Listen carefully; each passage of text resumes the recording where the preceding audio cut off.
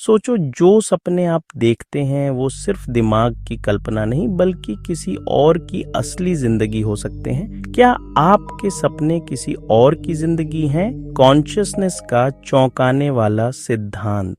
विज्ञान कहता है सपने हमारे अवचेतन सबकॉन्शियस की उपज हैं, लेकिन प्राचीन दार्शनिक और आधुनिक वैज्ञानिक दोनों इस बात पर हैरान हैं। क्या हमारी चेतना कॉन्शियसनेस सिर्फ एक दिमाग तक सीमित है या ये किसी कॉस्मिक नेटवर्क का हिस्सा है? कई बार हम ऐसे सपने देखते हैं जिनमें ऐसी जगहें, लोग और घटनाएं होती हैं जिन्हें हमने कभी देखा ही नहीं, पर वो अनुभव इतना असली लगता है जैसे वो हमारी नहीं बल्कि किसी और की यादें हों। विज्ञान भी मानता है कि चेतना एक बड़ा रहस्य है।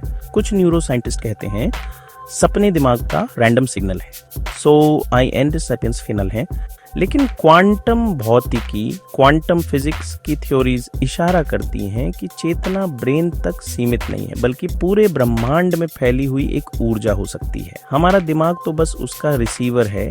भारतीय दृष्टिकोण भी यही कहता है। उपनिषदों में लिखा है यह जगत एक स्वप्न है। भगवद गीता साई साई साई है, साइरिसी है।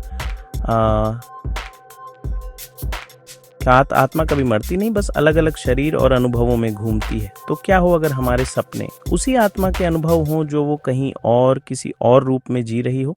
कि आधुनिक थ्योरीज बताती हैं कि चेतना शायद एक कॉस्मिक क्लाउड की तरह है। जैसे हम इंटरनेट से डेटा डाउनलोड करते हैं, वैसे ही सपनों में हम किसी और की जिंदगी का अनुभव डाउनलोड कर सकते हैं। भारतीय योग परंपरा में कहा गया है, गहरे ध्यान में साधक दूसरों की यादें और जीवन की झलकें देख सकते हैं।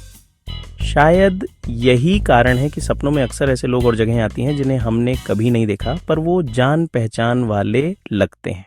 कल्पना कीजिए, हर सपना किसी और की हकीकत है और जब वो सोते हैं शायद वो आपकी जिंदगी का सपना देखते हो। अगर ऐसा है तो हम सब एक विशाल ड्रीम वेब का हिस्सा हैं जहां चेतना कभी खत्म नहीं होती, बस रूप बदलती है। तो बताइए, क्या आपके सपने सिर्फ दिमाग की उपज हैं या किसी और ब्रह्मांड में किसी की असली जिंदगी? अपनी राय कमेंट में जरूर बताइए और ऐसे ही रहस्यों को जानने के लिए लाइक, शेयर और सब्सक्राइब करना मत भूलिए।